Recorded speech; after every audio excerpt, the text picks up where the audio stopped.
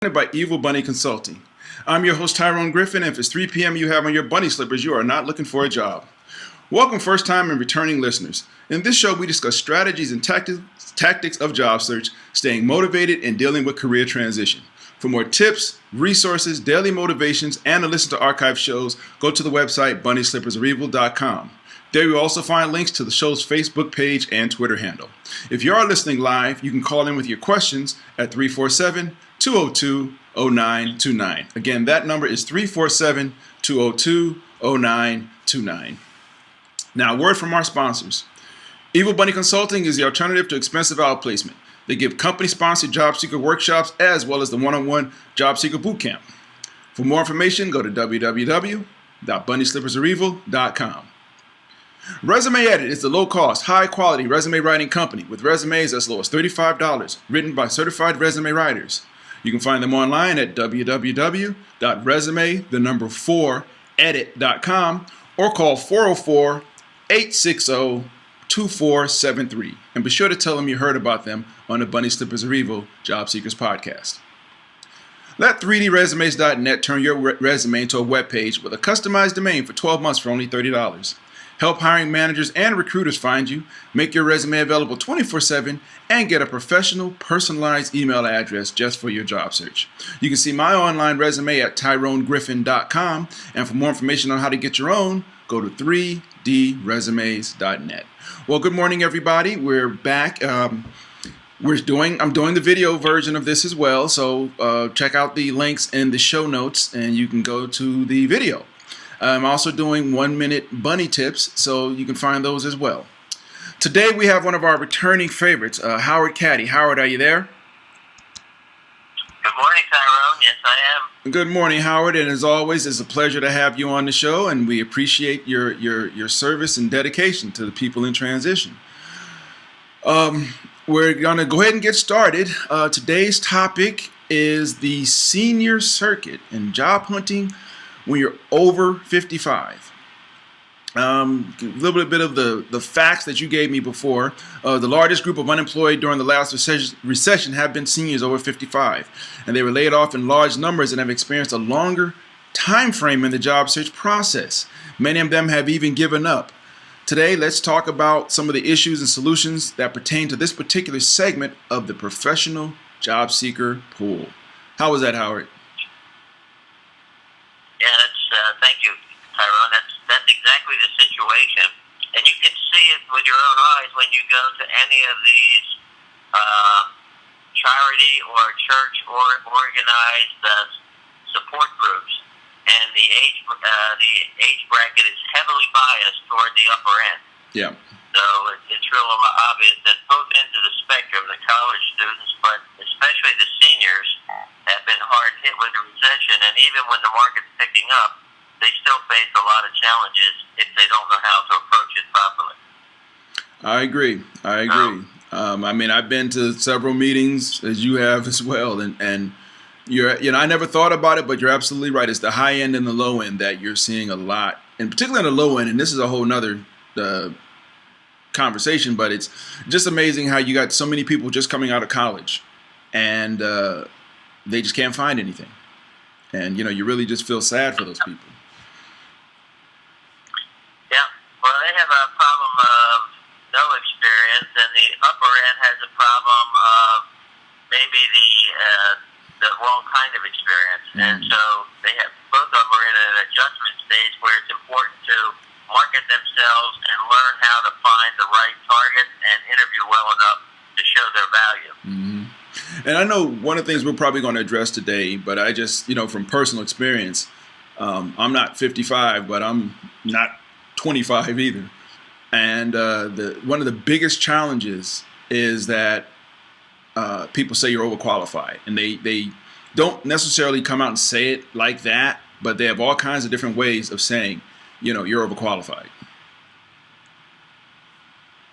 Yeah, and that's a euphemism for two or three things, right? It means we can't afford you.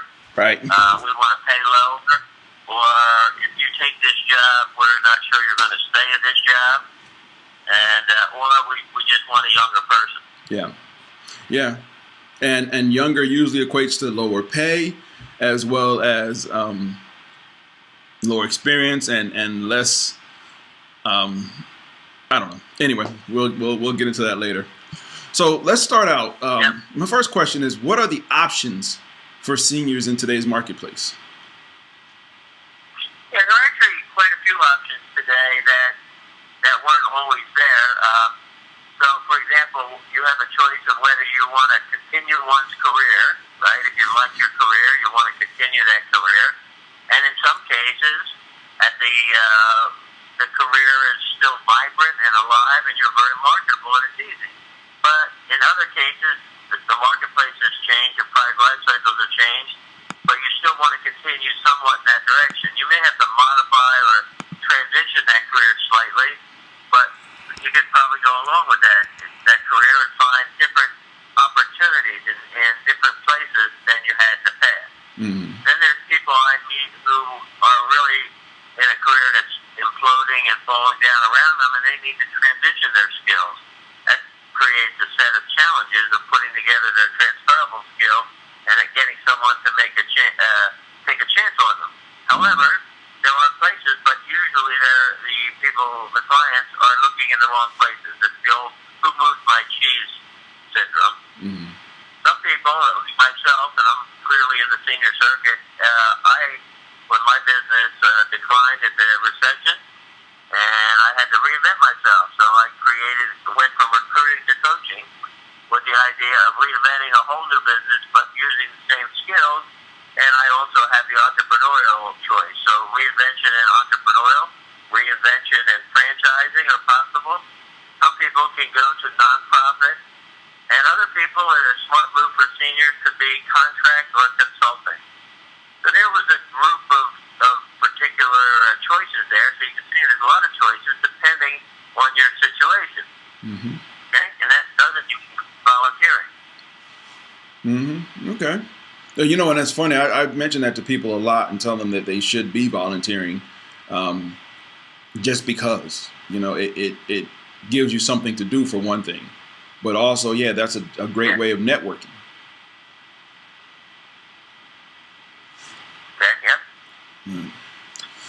Okay. Let me ask this question. When faced with the situations, seniors must establish their goals. What would be the choices at this stage of one's career? And that's a good question, because ideally when you're just starting out in job search, it's like, well, what do you want to be? Well, I want to be CEO one day, you know. But if you're over 55, most companies is not likely that, unless you are an absolute superstar, that you will be able to rise up to the ranks of CEO in 7 to 10 years. So when you start getting past 45, if you're in the return on investment, it's a question of what do you want out of the job versus building skills and rising and climbing ladders. Right. And so there's 4 questions I have my clients ask themselves and answer. And those questions, let's assume we're trying to stay in our career and eliminate entrepreneurship or franchises, things like that for a second. But if I was trying to stay in my career and use my experience, the first question is, what do I want to do? Second question is, what am I qualified to do? The third question is, who would hire me to do that? And the fourth question is, will they pay me enough that I would be satisfied and maintain my lifestyle? And those 4 questions will determine a subset of options that are realistic and that make sense and can be worked on in terms of tactics of putting together resumes and getting interviews and getting your messaging put together, your branding put together, etc. Mm-hmm. That's for the traditional job search. Okay? Mm-hmm. Now, personal goals come in there, as you can say, because do I have other financial resources? That's a big trade-off. Do I need cash flow? Do I have people to take care of? Do I have other obligations, or do I have health issues or something that are all part of it? Or do I have a goal of just doing part-time or consulting for a part of the year? Mm-hmm. Those are the personal goals. Then you might have financial considerations, which then determines whether you can take a large pay hopefully the salary is a little closer to where you were, or whether you can start your own business, or whether you can buy a franchise. Mm-hmm. And the final question to look at is time frame. Okay, time frame is very important at this stage of the life cycle, the career life cycle, right? The Mm-hmm. question becomes, how much time do I have, number one, and how much time does it take if I'm going to go off my traditional path? How much time does it take to learn it or ramp up and make it work? Is that really something I want to do at that time? Mm-hmm. So those are the kind of decisions that the senior has to work through a little bit to put some priorities in place. Does that make sense? Yeah, it does. It does. I like those, the way you worded those. Very, very succinct and very to the point. It's funny because you're saying it, I'm thinking about listening, as a potential employer of someone, what would they, when they see a senior come in, what are the things that always are popping in their mind? And one of the craziest things I've heard, and you've heard it, people feel like, well, seniors will have higher insurance costs, right? And it cracks me up when I read that, because nowhere have I ever worked where the health costs were allocated back to a department. Right. I've never seen that happen, but yet that's the kind of thing that you would hear some people say sometimes is, well, this person's going to have higher, insurance costs for the company. Well, this company is maybe, 23,000 people. I don't think this one person is actually going to break the bank on this person. So, but yeah, okay. And now, so let's move on to this. Was a really interesting one. Is what are the obstacles? And we all pretty much know them, but let's just talk about them anyway. What are the obstacles that seniors face when they try to get a traditional job? Right. Okay, so the elephant in the room on this one is age bias, right? Mm-hmm. They basically say someone's overqualified, so they look at it as a risk factor. Right. There's too many risks associated with it. That the person will come in here and take the job as a port in the storm, right? Temporarily, until we can find something better. That's the one you hear commonly. Or they might be just too old to fit into our, innovative culture, or whatever.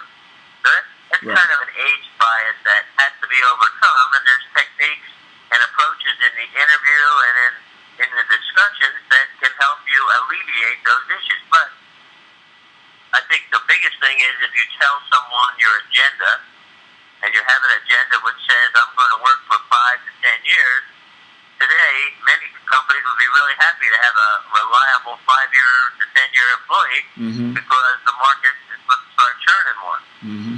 So that's the first thing. Then there's some other issues of, like, will this person be fast enough? If you're learning the job, will they be technology current quick enough? Mm-hmm. Are they out of touch with that? And that is an issue, because I've coached people that, being candid, have let their skills fall behind on that one, and they can't even type up a letter.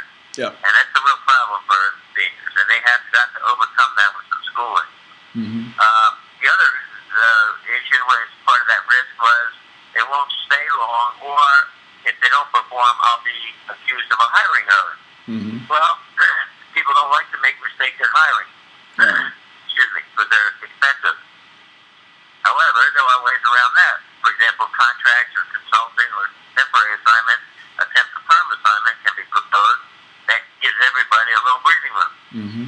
So that's very easy. The other thing is the legal issues. If I hire someone, it's a little more difficult to get rid of anyone. Actually, over 40, you start running into a little bit of some of the legal issues protecting the elderly workers, right? The older workers. Right. And so what happens is then you have to deal with that to make sure that you can rectify a bad hire. Mm-hmm. Finally, there's the cultural, social, and working with a younger manager issue, right? The younger manager usually has some trepidation on whether they're going to be able to be respected by the older worker. Mm-hmm. So showing that respect and having that as part of your interview dialogue and showing your flexibility and adaptability is very critical in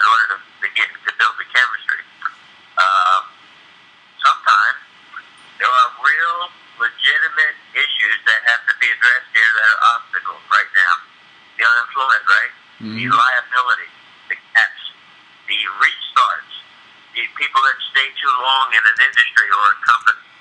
Those are real liabilities that each client, each candidate needs a strategy to overcome because these are obstacles in the competition for those jobs. Mm-hmm. So there's a group of real issues, but they all can be overcome or at least put in their best light with a little bit of messaging and a little bit of advantages so that they can be minimized to some degree. Mm-hmm. That makes sense? It does. You know what's interesting is you were talking, what I was thinking about was how a lot of these things manifest themselves earlier in a person's career. For example, you're talking about letting your skills get outdated.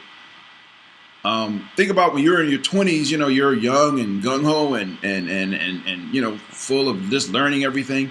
And then something happens, some people in their 30s, where they just stop. Howard, you remember when VCRs came out and nobody could program them, and all of a sudden everybody had their kids programming their VCRs? You remember everybody's VCR was flashing 12 o'clock all the time. But the thing about it is, at some point in our 30s, a lot of people stop learning. And what I mean is, you're doing a job, you've been doing it for 10 years, and you know the job, and you stop trying to improve your skills. And as a result, what ends up happening is you end up at the I lost my train of thought. I'm so sorry. You got a buzz on my phone and it messed me up. But what happens is you end up being complacent because you know this stuff, you know your job, so you leave it alone. But then as a result, you end up, you find yourself in this senior circuit, and then you realize 20 years ago you shut down. Or 15 years ago you shut down learning. So it's a problem that, even though this show is targeted at the senior circuit, it's a problem that people before the senior circuit need to address. They need to make sure during your career that you don't shut down your skills. That you don't stop trying to learn and grow, that you don't let your skills you don't get complacent. And that's really what happens. You get complacent, and then you find yourself in the senior circuit and you realize, again, you shut down, years ago. On the other thing you talked about respect, that's that's a very, very valid thing that happens. I mean, I told the story on here. I was at a job networking meeting maybe 5 or 6 years ago, and we did mock interviewing. And there was one guy, older gentleman, and they gave us feedback on our mock interviews. And he said they said at the end, they said he was the most arrogant person there. And he said he acted like he knew more than the person interviewing him. And his response was, "Well, yeah, in most cases I do." And I remember thinking, you really are going to have trouble in job search. You really are going to have some trouble because you don't get it. Age is irrelevant. I have reported to bosses younger than me. Do I like it? If they know more, if they're better at that position, I really don't. It doesn't faze me, to be honest, because I'm looking at it from an employment standpoint of, is this person a good leader? If they're the thing is, and I'm sorry to run off on this tangent, but in the senior circuit, you can look back and say, you know what, I made these mistakes. I should be here. I should be here. I should be further along in my career and things like that. And then you look at younger people maybe who are further along than you are, and you're like, what did I do wrong? And everybody's journey is different. The opportunities that are presented to people. We'll sit here and look at, I always bring up Mark Zuckerberg because he's 30 and he's worth more than me and all my ancestors put together. But he was in different circumstances, different situations. It wasn't a situation where we both were at the same place at the same time and had the same opportunities. And I did something, I didn't fulfill those opportunities. We had totally different opportunities. When you end up in a situation where you are reporting or interviewing with somebody who's a lot younger than you, a rising star maybe, the whole jealousy thing and anger and well, I'm not going to respect this person. I got kids older than them and all that. That's irrelevant. Your journey, their journey Right. have been different. So, I just look at that, and the idea of letting your skills get old has nothing to do with the time you're in the senior circuit. Those are things that happened long before, and they're just manifesting themselves now that you find yourself in job search. So anyway, that's my rat hole for the day. I'm sorry. Well, I think I actually talked to 2 clients this week about a topic of getting their degree. Mm-hmm. Learning to be a lifelong process. And what has happened, our society has compartmentalized it into okay, you learn up until you get through high school or college, Mm-hmm. and then you work. Right. As opposed to, it's a continual process. Right. I mean, personally, some people constantly learn and constantly update, and other people, like you said, ignore the fact that no one has emphasized to it. And these 2 people that I've talked to were very successful, one in the HR space and one very successful in the IT space, and he's doing very well and making a high 6-figure income. However, his day will come if he doesn't finish that degree, because at some point that's going to be a line across the job search process for a position that he wants, and he's going to get left below the line. And he didn't have the force. He's not looking at the problem correctly in a longer term. And I think I'm pretty confident that both of them will heed that input and do something, because it's easy to do online schooling and things to get yourself in a better position. The second thing you talked about was how some people are really doing well or better than us. Well, a lot of that has to do with positioning, and a lot of it has to do with luck. So that's things that we can't always do, but we can be proactive and say, I'm dealt this hand of cards right now. What is the best way for me to contribute and play today? And stop worrying about the past. Just worry about, here I am today. How do I maximize my opportunity and my contribution in today's situation? I totally agree. And some people will poo-poo luck. And they say, well, luck means you were prepared for an opportunity. And yeah, there's some validity to that. But sometimes it is really just dumb luck. When people hit lotto, somebody hits lotto for 150 million. That is nothing but luck, because nobody had any idea where those numbers were coming from. And sometimes in your career, you just happen to be at the right place at the right time and answering the right question the right way. But you don't know it. And one thing I also have come to a conclusion recently in my life about decision making is I feel like there are no bad decisions. There are bad outcomes for decisions, but there really aren't bad decisions, because nobody looks at an opportunity or whatever, or a situation, and says, let me make the worst decision possible. Nobody says that. Right. You always look at what outcome you expect, and you try to make a decision to have the best outcome. And sometimes things work out, and sometimes they don't. But life is just too. I'm getting philosophical here, but life is there's no roadmap for life. There are people who are not making a lot of money, but consider themselves to be very successful.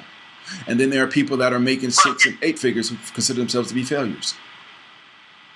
Well, and life is much more than just a career, too. Right. So, we're talking specifically about career today, Exactly. but that's one slice of the pie. Exactly. I agree. We're coming up on about 5.5 minutes left, and I had a couple more questions. You've answered a lot of them, though. But let me ask, what are, you talked about the advantages of, hiring somebody who has a plan, who says, yeah, I'm only going to be here for 5 years. So let me ask this question. Let me cut to the chase. What are the realistic opportunities for seniors to get a job? We talked a little bit about that. There are plenty of opportunities out there, but they have to target target the right opportunities, and they have to, second of all, get rid of their own belief systems that are somewhat false, and then they can be self-fulfilling, which is fear, uncertainty, and doubt, right? They fear that no one will want to hire them. Mm-hmm. They're uncertain about how to go about it, right? So first they're fearful that they won't have any advantages, right? But fear is based on beliefs. Right. And beliefs are nothing more than beliefs. They may not be true. Mm-hmm. People believe a lot of things that aren't true. So that's the first thing. They have to really examine their self-limiting beliefs. Secondly, if they're uncertain about something, about how to go about finding an opportunity, instead of giving up about it, why don't you look for clarity? Why don't you seek advice? Why don't you seek coaching? Why don't you seek some people that can really give you, where are the opportunities that I can be most productive in? Where are the situations that I can be attractive to? Where can I win the job because of my age, not lose it because I'm in a young culture? And for example, large companies don't want to hire the senior circuit in general. Smaller companies, hemp companies, entrepreneurial companies love the older workers because they are broad-based and they can do a lot when they come in, and they bring a lot of expertise. And you know, and you're absolutely. I'm sorry. Go ahead and finish. The third area, fear, uncertainty, doubt. The third area, doubt, comes in when they start trying to do things, and the first attempt at it or the second attempt at it is met with a setback or a failure or whatever. And then all of a sudden their approach, and they lose confidence in their approach, as if I went up to bat the first time and I didn't get a home run, so I guess I can't hit the ball. Mm-hmm. They have to learn that it takes time and process and coaching to get through those things, so that they can get the confidence back, and they can land. They only have to land one position. Mm-hmm. Mm-hmm. You know, I was just going to say, I remember when Google first started, one of the first things that Sergey and Larry did was they went out and hired an old guy. You know, because they said we need an adult in this place. And it's funny how many startups didn't do that. You know, how many startups just we got a bunch of 20-somethings and we'll figure it out. And smart ones went out and said, let me go find a seasoned professional who maybe only will give me 5 years. But in that 5 years, they will guide us to where we need to be. They will put some controls around us as a company. Hey, Howard, we got about 2 minutes left, and I always want to give you a chance to talk about what you're doing. So let's talk about Career Oyster for a minute. Yeah, and the Career Oyster is a individual coaching service. We're specialized by niches. IT, sales, finance, etc. We provide a complete process for individuals that has the combination of one-on-one meetings plus videos and audios so that they can learn at their own pace. Okay. So the program is equivalent to high-powered outplacement services at an affordable price. And I give a free session to all my 90 seconds and potential clients so that they can A, ask their questions, B, understand the marketplace and how it's changed, and C, understand why or where a coach might be a big advantage to them so that they can make an informed decision. Coaching in today's world is something that everyone needs something in coaching, and the world has dramatically changed in the last 5 years. So without that, 60 you seconds. make a lot of mistakes or go down a lot of bad paths before you figure out how to win for yourself. Okay. So Career Oyster offers a free consultation. Just go to our website, careeroyster.com, and register. Okay. And as a personal endorsement, Howard, I've taken a couple of your workshops. I don't know if you whenever you do offer them, I would encourage anybody and everybody to take them. It was about 5 hours, and that was the best 5 hours of my job search was working with you. Hey, I got to ask you the last question before we go. Well, first of all, thank you, as always. Second, will you come back? Of course, yeah, Okay. love it. All right, pretty well. As always, we truly appreciate it. We got about, where's my clock? About 17 seconds ago, so it worked out really good timing-wise. But Howard, as always, I want to thank you. I'll be shooting you a note in a few minutes with the link. Everybody else have a good week. Thanks, and we will talk to you soon. Again, thanks, Howard, and I'll talk to you. Take care. All right, bye-bye.